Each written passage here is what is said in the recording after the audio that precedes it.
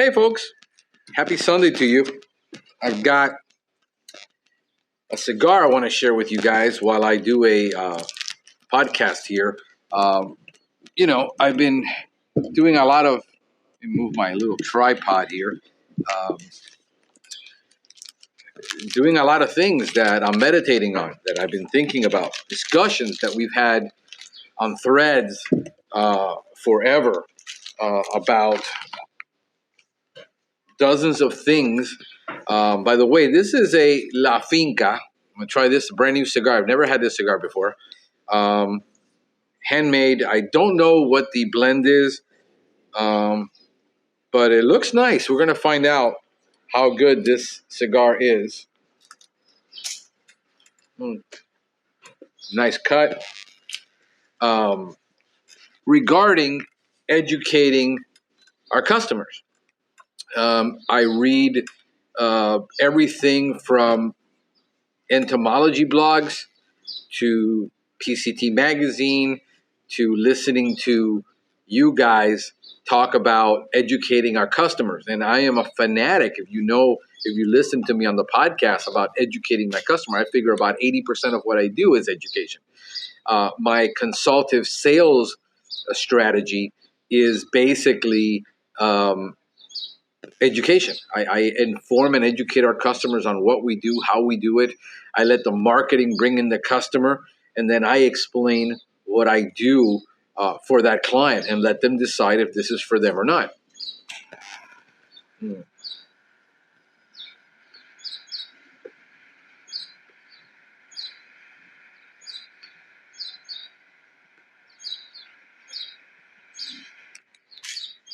Long ashes to you guys. Um, this is the Blue Chair Chronicles. Why? Because I carry my blue chair everywhere I go, and I usually end up having a cigar. Today I'm pairing it with an iced Cuban latte, Cuban coffee latte, light, because I don't drink a lot of milk anymore. I gave up milk, um, drinking milk about 3 years ago. I was having all kinds of allergy issues, and I was getting constant colds. And when I got a cold, the cold would last me a couple of weeks, clearing up my lungs. I would have a lot of phlegm in my lungs. And talked to a buddy of mine. I was having allergies, and I was having all kinds of respiratory problems. And I talked to one of my clients, and he said, I had the same thing. I was diagnosed that I was actually having problems with dairy. And when I started keto, I gave up milk also because it would mess with my insulin levels. And I was trying to regulate. I'm going into all this science about regulating my insulin levels and insulin resistance and, getting all this fixed in my life. And not to mention the stress wasn't helping because I was super stressed out. So I was getting sick all the time because I was stressed. So I've learned in the last 3 years how to manage all this and dealing with all these issues. But going back to my topic on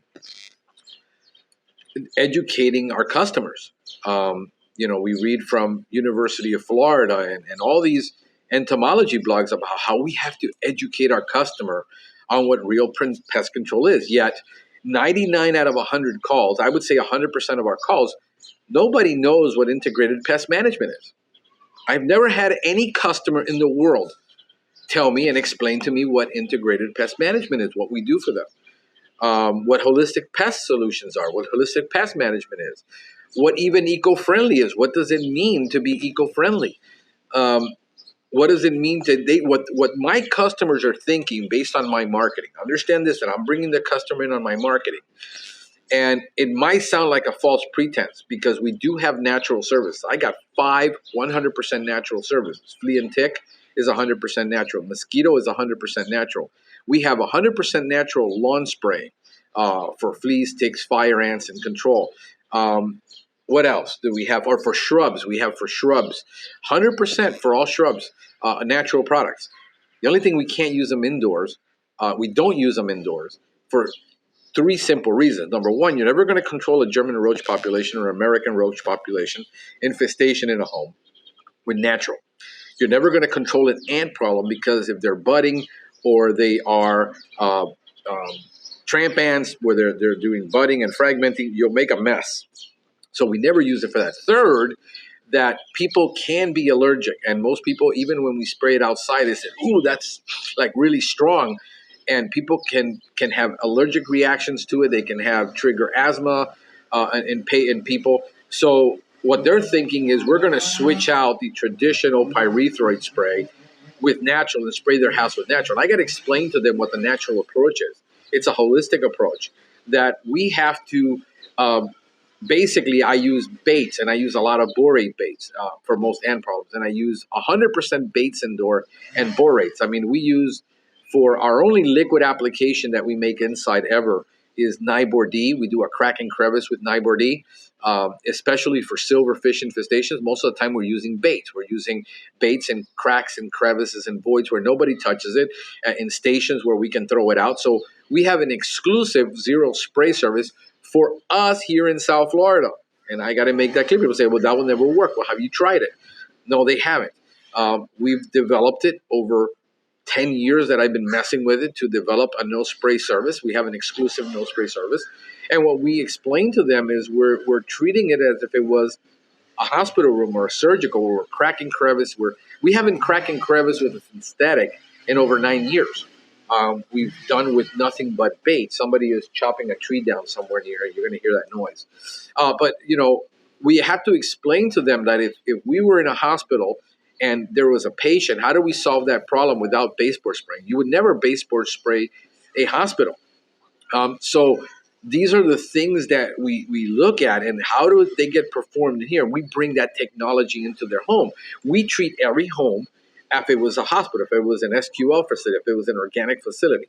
We have an organic compliant service. So when we talk about educating our customers, it is educating them when we get the call. We have to explain as a salesperson what our service is. What you're thinking is we're doing bait and switch. We're doing natural, organic. What's more natural than exclusion?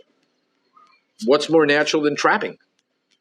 What's more natural than using a borate bait or a reduced risk product to get rid of that problem and then not have to do it again? So when we're talking about natural, it isn't exactly about taking and using and switching to a natural product. It's using the least toxic method with the least hazard and the least risk product with the least hazard and risk process of how we do it.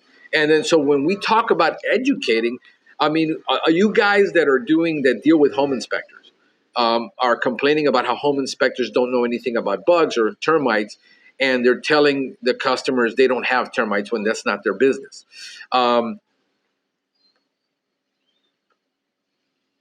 We're trying to educate people on, we're trying to even salespeople that are missing, where they told the customer, hey, you're not having termites.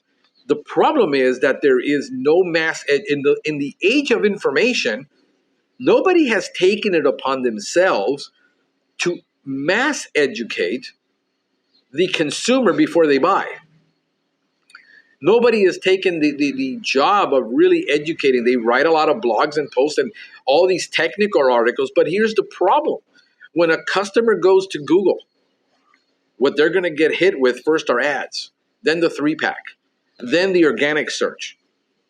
And when they're doing organic search, no customer is looking in Google Scholar, where all of this information is. In other words, all of you people are writing for, all of you educators are writing for an industry, you're writing for yourselves, you're writing for your peers, if I may say so, and you're not writing for the consumer because you're saying, well, all people want are, the Twitters and the information, the groups.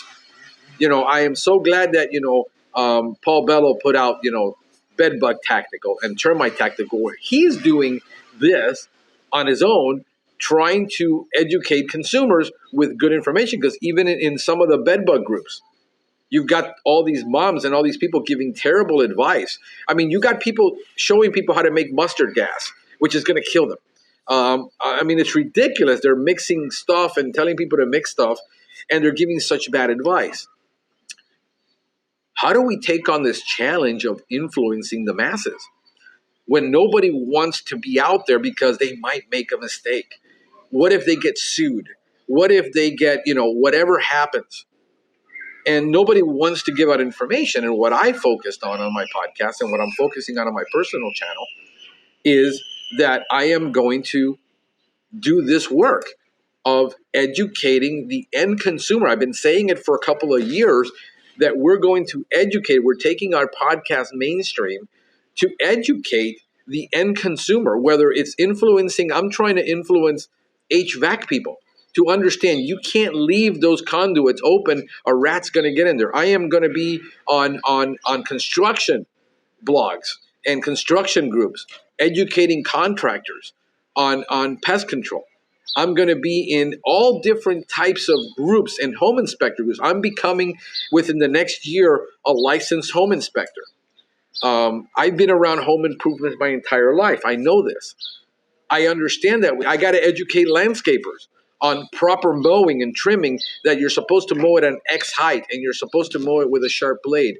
And educating the masses on dealing with all types of pest control, not just ants and roaches, but rodents and termites and lawn pests. And this is why I am taking the route and the avenue that I've been taking to say that I will be, in the next 10 years, America's Pest Control Coach. I'm making this my personal mission in life. I'm going to use the information, my ability to communicate, my ability to talk, my ability to do podcasts, my not being shy, not being afraid, to educate people on real pest control, making it so much easier for you and me to do business with them, because once they're educated, and we've got several thousand videos out there and podcasts. I am launching 3 new podcasts this year, separate from the Pest Geek podcast, geared to different segments of industries and geared to the general public and geared to help educate people on what real pest control is. Because if you're a spray and pray guy and they've taught you how to baseboard spray, that's fine. That's necessary a lot of the time. However, if that's all you're doing, this has been my problem where people get me misquoted.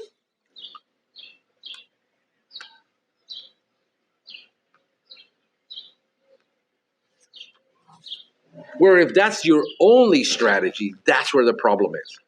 It's not that that's not a valid strategy. That is, if that's the only strategy. If you're only doing apartment, every door for $2 to $3, spraying apartments, not dealing with the real issue of the infestation, because your company that you work for, all they do is that. That's where the problem is. So we're dealing with homeowners associations. And I'm going to be in all these groups, and we're going to use the technology that's available to communicate effectively on what it is that real pest control is. So understand that that's where I'm going. I've been saying this. If you followed me for 2 years, I said, we're going to go mainstream. We're going to start taking the podcast after 6 years more mainstream. But what I will do is I will create, this is the Pest Geek podcast for the pest control industry, although I have many other people that are not in this industry listening to me. I will create 3 or 4 more other podcasts that are targeted to specific industry groups. I am also going to start one of the podcasts that I've been wanting to forever, which is a Bible-based podcast. I have a Bible teaching podcast that I do in Spanish. I'm going to be with my buddy who we've worked together, where he's my media, guy right now, doing all of my graphics and doing everything. He's moving into a new role in his life. And we worked together almost 20 years ago into radio and television. And he was behind the scenes. I was in front of the scenes. And what we're doing is he's creating his own teaching academy, which he's doing English. He teaches English. He teaches Spanish people how to speak English. He's done that since he was 18.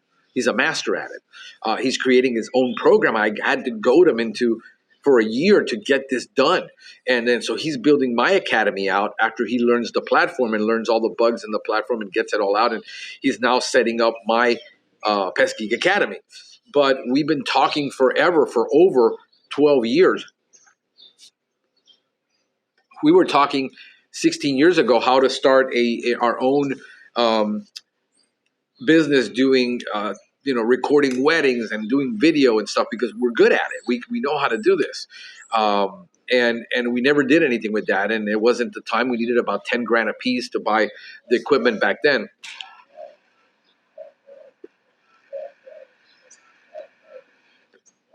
So we decided we're going to scratch our own itch. We're not going to go and do, he was putting up a media company to do SMB services, doing, the graphic design and doing websites and doing all that for people. I said, bro, you're going to try to sell your mind off to people who don't understand, who are not going to pay you $1,500 a month. You're not a salesperson. You're a tech guy. I'm a salesperson, and I wouldn't even touch that business because it is just too hard. We're going to scratch our own itch. We're going to create our own media company, and we're going to be producing our own stuff. One of the things that I've been talking to him about for over 20 years is, why don't we create a Bible college online for free for people in Central and South America, Latin America, who can't afford to go to college, to Bible college? Why don't we create one? And we've been talking about this forever, and I started it. I started through the Bible teaching ministry over 10 years ago that I have online in Spanish. I've done this. I produce these Bible studies. It takes me a year to go through a book, study it, prepare for it, and then teach it. And so I'm doing that, and we're getting the whole gang back together. He was a professor at the Bible college where he taught the Old Testament major prophets. And we're going to be doing this. We're bringing some of the old teachers back to start this Bible college. These are projects that when I talk about things, understand I didn't just come up with this. This is stuff that I've been discussing and talking about for 10, 15, 20 years that I want to do. These are things, but he's got the technology. We've got the people to do it. We've got the way to now I understand this process of how to streamline. We're going to be producing 5 different podcasts, all targeted at different things. He says, aren't you taking on too much? I said, no, because I believe in a lot of these things. I have the energy to do it. I don't get exhausted from doing this stuff. I can talk all day, and I can teach all day, and I can do this naturally. This is what energizes me to go, to get me up. This is what encourages me doing this kind of work. This is what fires me up, teaching and training people. So I'm going to use both of my talents to do the Bible teaching. I'm creating a new podcast called The Godly Business. We're going to spin off what I've been talking about, the biblical business Sunday, and we're going to be turning it into a full-blown podcast where we're going to be interviewing people who are running Bible-based businesses themselves. They're Christians who believe in the Word, and they're running their business according to Scripture. And we're going to be interviewing those business people to encourage other people to do the same. We've got one that I've been doing for the Spanish market, an entrepreneur, the Spanish entrepreneur. We're going to be doing those podcasts. We got a nursery podcast that I'm going to be launching about plants, because I love plants, and we do ornamental pest control. And we're going to be interviewing people. You understand that these people all are experts in their field. They're going to be bringing the content. All I got to do is interview them. It's a no-brainer. I don't have to really do a lot of the work. We're going to be doing a DIY pest control podcast for people to understand how to do that. But what we're going to do is we're going to be creating. Look, I've asked a ton of you guys, come on my podcast. I've told you, come and interview so that I can promote you. You won't do it.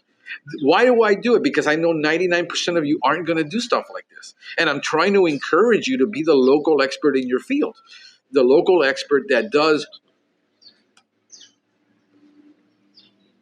that when somebody Googles or goes on YouTube looking for, and Google now is geo working, where they pop up stuff that is in the area, just like Google Local does. So this is an enormous opportunity. Unlike any other time when I used to direct the television show for our church, we were on a national network, international network, for a Christian network in Spanish. our TV show, the one we used to produce for the church between me and Eric, my buddy, was nominated to go international because we were local, and they say we're wanting to run it and do it international because the quality is so amazing. What they didn't understand and what they didn't know is that the actual camera guys that did this were all the kids in my youth group. I taught them how. These were $20,000 cameras back then. And what we were doing is I taught them how to do. We were running 3 cameras, and I taught them how to do it. And I was I was doing all of the editing in the pre before it got actually recorded. So I was directing all the cameras and directing everything, and then my buddy would do all the editing afterwards. And this was done between kids between 13 and 16 years old. I have a unique ability to work with young people and work with kids, and I have an enormous amount of patience to teach and train, which is what is needed to do this. So I have these abilities. These are the happiest moments in my life. I have now the experience of how to build a business. I have 25, 30 years of sales experience and business experience. I'm using all of this because I can streamline all of this now. Now it's easy. Once I've done 6 years of podcasting and I learned how to distribute it and how to automate 90% of this process, it becomes very easy once I realize that I have a following and that I can get other people to follow me and do things. I got people who are excited to be on this podcast. I got nurseries that we're going to line up from all over the world to talk about all kinds of neat plants that they have. And it's all going to be sponsored by my company, Nature Pest. So we're branding ourselves as a world leader in the issue of plant healthcare and organics and natural. Why? Because this is where it's going and it's doable. And we're bringing all these experts on board, and we're going to do all these things. And you've been watching me do the things. When I said I was going to go to a 7-day-a-week podcast, I've been wanting to do a 7-day-a-week podcast for 2 years, just didn't have the time because my business was taking so much of my time because I physically had to be there doing the work. And then I had to do the pest control, and I had to do the management, and I had to wear 5 hats. I don't have to do that anymore. Monday through Friday, I'm just taking calls, doing sales. I'm going to be hiring a salesperson this next year as soon as we get a lot of this marketing off the ground and I have enough business for them. It frees me up to do the things I want to do in life. Why do I want to build a bigger business is because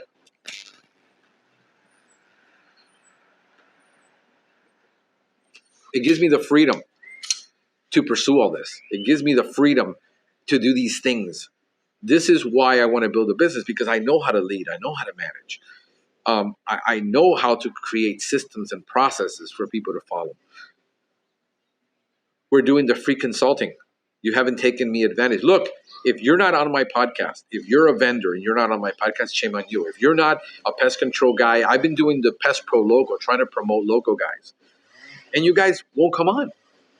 So if I wait on you to do a lot of these things, I will die. I have to move forward. I have to move ahead. We have to make this happen. I've got 20, 25 years that I can do this still, until I'm 85, 50, 60, 75, I can still do this without a problem. I will have so much experience in the next 10 years that I don't have now. I will have so much other things in the next 10 to 15, 20 years that I don't have. God willing, I don't die and I don't, and I can still do this. So I'm looking at the future. I'm looking at what we can do to help the industry, help the local guy. I already started building a network. We're going to build a network, guys. I already started talking to some guys this week. I said, I'm going to send you. You're in this county. I'm going to send you. I get a lot of calls from that area. I'm going to send you that business. So if you're not communicating with me, if you're not engaging, if you're not doing those things, that's fine. You don't believe me, but you need to watch because you've seen that I've done it and I'm doing it. If you follow me on naturepest.com, if you follow me on NaturePest YouTube, all these things I'm doing, and I'm doing what I say I'm doing. I'm not talking about it like some people who are experts talking about a subject matter that they've never done. I'm actually implementing. I'm actually doing. I'm an operator. I'm not a theorist. I'm not a but some people want to call an influencer. I'm not influencing you. I'm out here doing it, showing you what I'm doing. If you want to follow my lead, follow it. So this is where we're going. This is what we're doing, guys. This is why if we need to educate the public, then we all need to educate the public. But if I'm the only guy doing it, I will get the rewards from that. Understand it. And then you can't go and cry about it later of how you missed the boat. If you missed the boat, that's on you, because the opportunity, like any other time in history, to be a marketer in your county, to be an influencer, to be able to educate insurance people and educate your target market and educate restaurants. I got an idea for you guys. All right, you ready to this? If you're a commercial guy, okay, listen to this. If you're a commercial guy and you want to do restaurants, why don't you start, Restaurant Local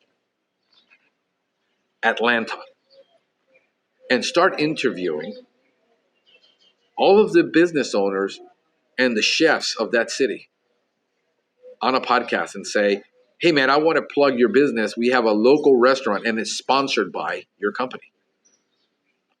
Brought to you by, and then just sponsor it yourself.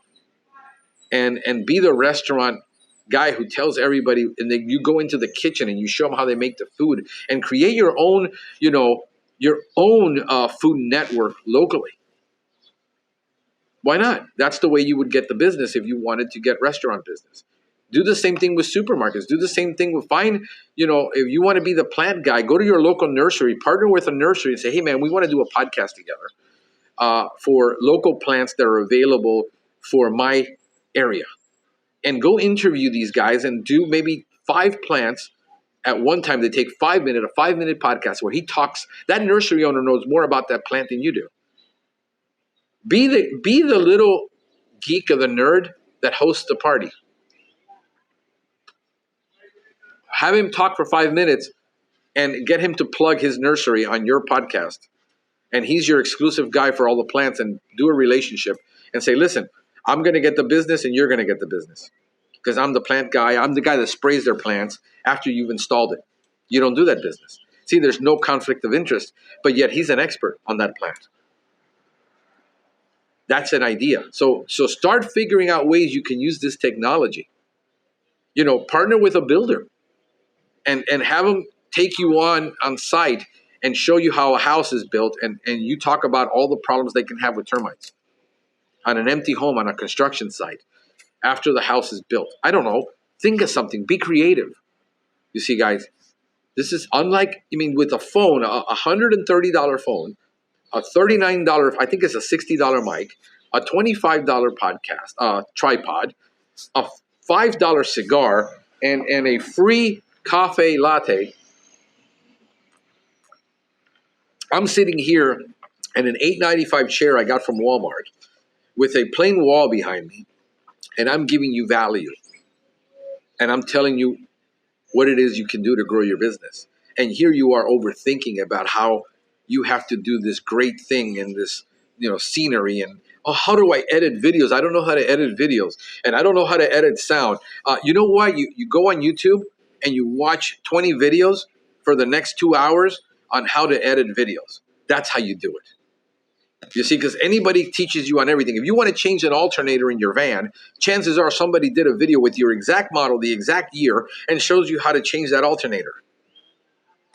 See, if you want to do a podcast on automotive, go around to the local automotive shops in your city and talk about how great those mechanics are that nobody cares about, and get their pest control business afterwards.